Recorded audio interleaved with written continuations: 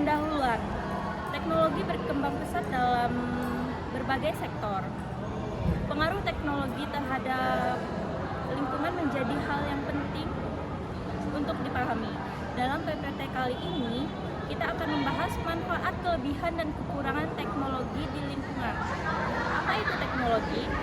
Teknologi adalah penerapan ilmu pengetahuan dan kemampuan dalam mengembangkan, memproduksi, serta menggunakan alat-alat, sistem, atau metode untuk memecahkan masalah, meningkatkan efisiensi, dan meningkatkan kualitas hidup manusia. Sedangkan teknologi bagi lingkungan memiliki peran yang sangat penting dalam mengurangi dampak negatif aktivitas manusia terhadap lingkungan. Saya akan menjelaskan tentang manfaat teknologi terhadap lingkungan. Pengurangan emisi. Teknologi hijau seperti energi terbarukan membantu mengurangi emisi gas rumah kaca. Kedua, efisiensi energi. Perangkat hemat energi, mengurangi konsumsi energi dan dampaknya terhadap lingkungan. Pengelolaan sumber daya alam. Teknologi dalam pertanian dan industri membantu pengelolaan sumber daya alam secara lebih efisien. Yang terakhir, pembantuan lingkungan. Teknologi sensor dan satelit memungkinkan pemantauan kualitas udara, air, dan keadaan hutan.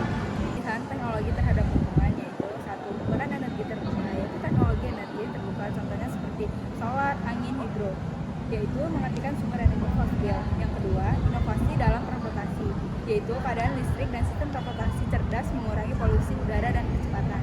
Yang ketiga yaitu recycle daur ulang.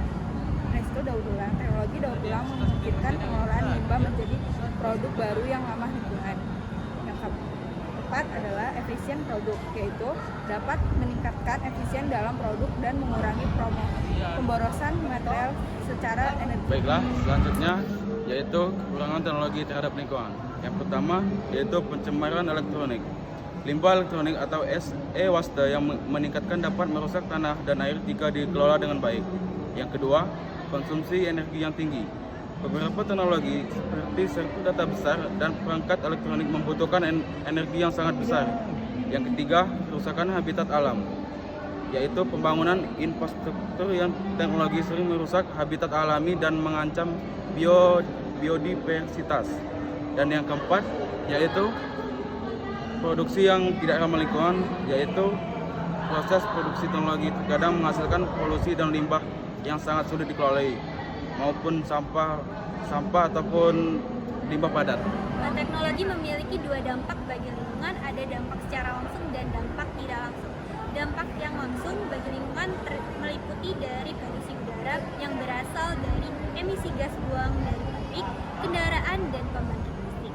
Kemudian polusi air berasal dari limbah industri, pertambangan, dan domestik mencemari sumber air. Pembuangan limbah elektronik berasal dari limbah elektronik tidak terkelola dengan baik. Kerusakan ekosistem berasal dari penggunaan lahan untuk proyek teknologi menghancurkan habitat alam. Kemudian yang terakhir, menggunakan sumber daya alam yang tidak efisien menyebabkan konsumsi energi dan sumber daya alam yang berlebihan. Kemudian dampak secara tidak langsung meliputi beberapa.